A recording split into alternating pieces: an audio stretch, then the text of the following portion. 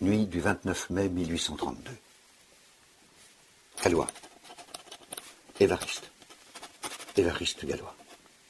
Je m'appelle Évariste Gallois. Demain, on parlera de moi au passé. Il scande son nom, comme s'accrochant au radeau de son identité. Retarde l'instant du naufrage. Évariste veille. Assis devant sa table jonchée de feuillets épars et de liasses, il réfléchit à la manière d'organiser au mieux les heures qui le séparent de l'aube. Écrire aux patriotes d'abord. Les avertir des raisons pour lesquelles je leur fausse compagnie. Puis adresser un mot particulier aux amis, le bon et de l'honnête. M'excuser de les avoir tenus à l'écart. Qu'ils ne m'en veuillent pas. Je ne pouvais pas me dérober. Enfin, classer mon fatras de mémoire de gribouillis et laisser à Auguste mes dernières consignes. S'il pouvait empêcher que tout cela ne tombe dans l'oubli. Mais tant demeure à explorer, à élucider. Puissent d'autres géomètres s'y intéresser, s'engager dans les voies que j'ai ouvertes. Je laisse ces variations inachevées. J'ai dû me contenter d'ébaucher, de sauter d'une intuition à l'autre, contraint de négliger les détails. Je visais trop les lois, et tout reste à construire. Hélas, je n'ai plus assez de vie. La flamme de la chandelle tremble, comme saisie d'hésitation, défaille un instant, sombre, puis se redresse et flambe haut, traversée d'éclairs acérés. Évariste choisit une feuille vierge, trempe sa plume dans l'encrier et commence à informer ses camarades. Ceux des amis du peuple, ceux des sociétés républicaines aux côtés desquelles, dès l'automne 1830, au lendemain des Glorieuses, il a protesté contre la confiscation de la Révolution par Louis-Philippe et ses entremetteurs. Les événements se sont précipités, murmure-t-il. Les décisions m'ont échappé. Je n'en étais plus maître. Puis, se ravisant. Non, pas de justification, seulement l'essentiel.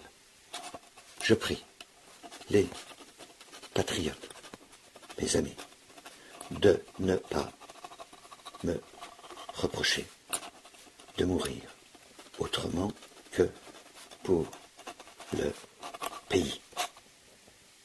La première phrase posée, sa plume court, le papier crisse et les lignes se déroulent flexibles.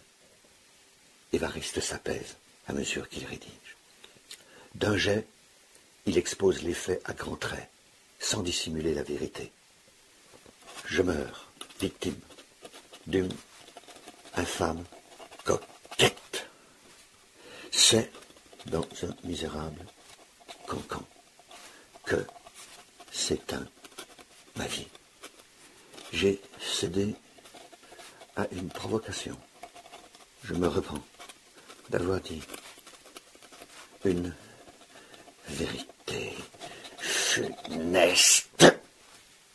J'emporte au tombeau une conscience nette de mensonge. Adieu. Il s'empare d'un autre feuillet et poursuit pour ses deux amis, inspirés par la même loyauté. Il leur avoue avoir renoncé à argumenter contre son agresseur, désarmé par sa mauvaise foi, acceptant sans discuter ses conditions perfides, et il supplie par-dessus tout ses camarades de ne pas l'oublier. Je vous demande pardon de n'avoir averti ni l'un ni l'autre de vous. Les adversaires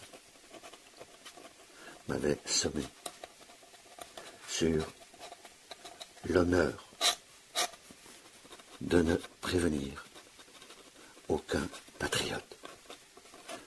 Je meurs, votre ami. Mourir.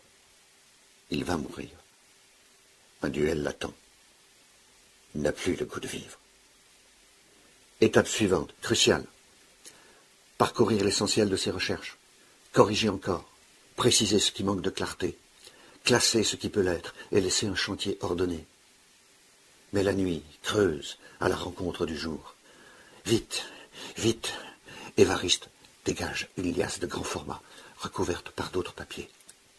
Son travail le plus achevé refusé par l'Académie en juillet dernier. Mémoire sur les conditions de résolubilité des équations par radicaux. À peine l'a-t-il en main que les mots de ses censeurs lui reviennent à l'esprit. Nous avons fait tous nos efforts pour comprendre la démonstration de M. Galois. Ces raisonnements ne sont ni assez clairs ni assez développés pour que nous ayons pu juger de leur exactitude.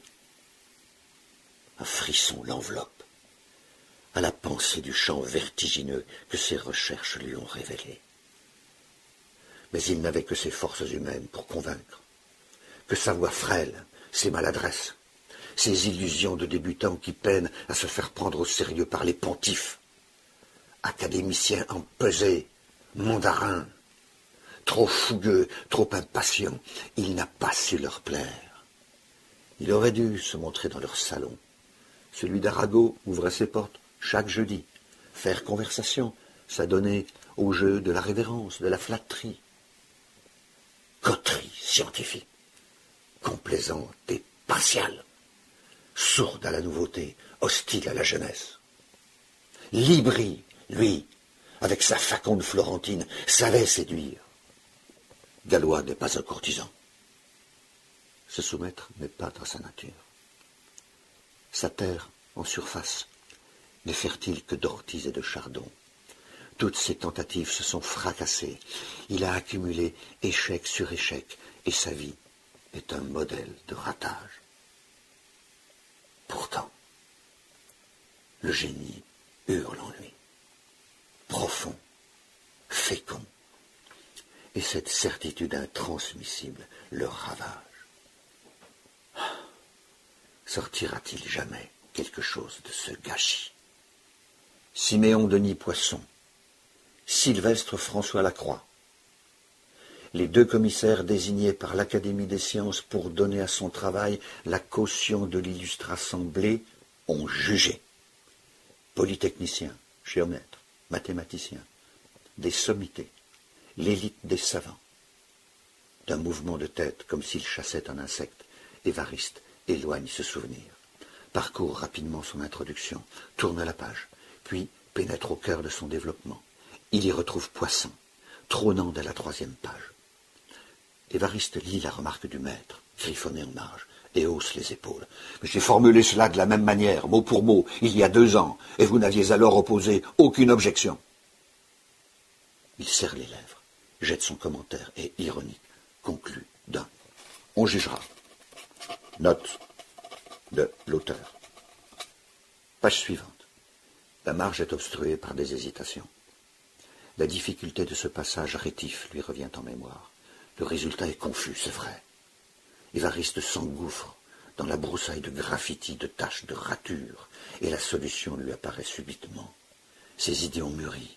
Alors, posément, en 3 paragraphes, il synthétise une réflexion maîtrisée. Plus loin, tout se brouille à nouveau.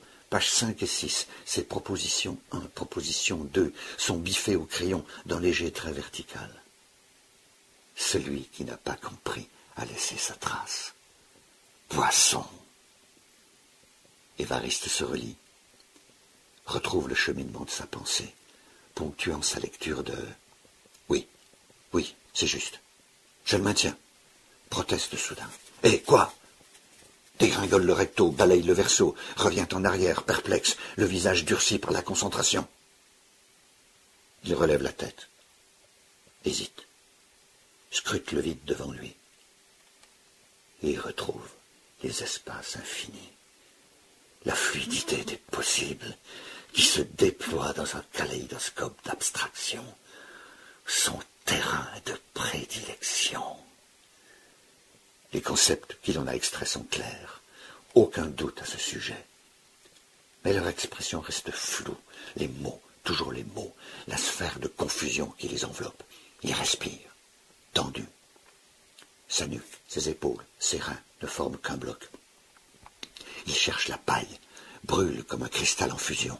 « Là !» s'écrie-t-il, l'inexactitude est là, sournoise, niché dans quelques affirmations qui gauchissent le sens. Il comprend la raison des réticences de ses critiques. L'objection de la page précédente et la manière d'y remédier lui apparaissent. sans aucune certitude de redonner la vue aux aveugles. Vous aviez raison, monsieur Poisson, marmonne-t-il. Mais contrairement à ce que vous prétendiez, vous n'avez guère cherché à me comprendre. Il supprime un renvoi marginal, rature aussi quelques termes ambigus, 3 ici, 2 là, et s'interrompt. Il faudrait reformuler l'ensemble de cette proposition. Cependant, la chandelle aux 3/4 consumée le rappelle à l'ordre. Il ne peut s'attarder. Impatient, il jette un avertissement dans la marge. Il y a quelque chose à compléter dans cette démonstration. Je n'ai pas le temps. Note de l'auteur. Puis, redoublant de rapidité, il s'attaque à la proposition 3.